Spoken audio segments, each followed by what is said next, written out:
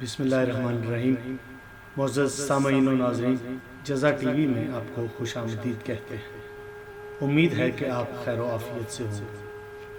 ناظرین اکرام، آج کی ویڈیو میں ہم آپ کو بتائیں گے شیطان تالیاں کب بجاتا ہے، بدن کی ہڈیاں کس طرح مضبوط ہوتی ہیں، کیا علاج کے لیے شراب استعمال کی جا سکتی ہے۔ ناظرین، اس سے قبل کہ یہ گزارشات آپ کی سماعتوں کی نظر کریں، جزا ٹی وی کے نئے ناظرین سے گزارش ہے کہ چینل کو سبسکرائب کریں، بیل آئیکن کو دبائیں تاکہ ویڈیوز بر وقت آپ کو ملتی رہیں۔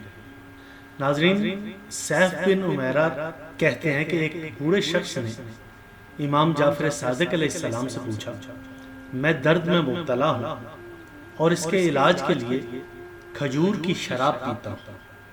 اس کے بعد بوڑھے نے اس شراب کی صفات بیان کرنا شروع کی۔ امام جعفر صادق علیہ السلام نے فرمایا، تم پانی کیوں نہیں استعمال کرتے؟ کیونکہ خدا نے اس میں ہر چیز کے لیے زندگی رکھی ہے۔ اس شخص نے کہا، پانی میرے لیے مفید نہیں کیونکہ یہ مجھے پسند نہیں۔ امام نے فرمایا، تم شہد کیوں نہیں کھاتے جس کے بارے میں خدا نے فرمایا ہے کہ اس میں لوگوں کے لیے شفا ہے؟ اس شخص نے کہا، مجھے شہد ملا نہیں۔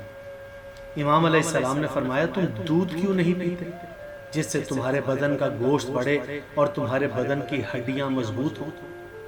اس نے کہا، دودھ میرے لیے فائدہ مند نہیں اور یہ میرے مزاج کے مطابق بھی نہیں۔ یہ سن کر امام جعفر صادق علیہ السلام نے فرمایا، تم چاہتے ہو کہ میں تمہیں شراب پینے کے لیے کہوں؟ خدا کی قسم ایسا ممکن نہیں، ہرگز تمہیں ایسا نہیں کہوں گا۔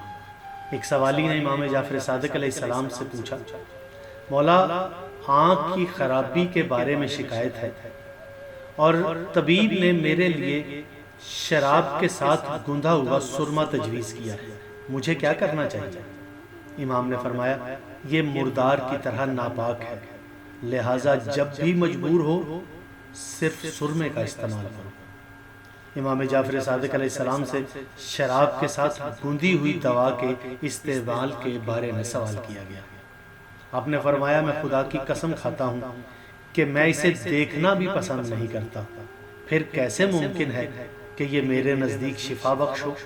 یہ سور کے گوشت یا چربی کی طرح ہے، اسے ہرگز استعمال نہ کرو۔ ناظرین، رسول خدا صلی اللہ علیہ وآلہ وسلم نے فرمایا، جب خاتون گھر میں اپنے شوہر کے ساتھ جھگڑا کرتی ہے تو اس وقت گھر کے ایک ایک کونے میں شیطان خوش ہو کر تالیاں بجاتا ہے اور کہتا ہے، خدا اس کو خوش رکھے جس نے مجھے خوش رکھا ہے۔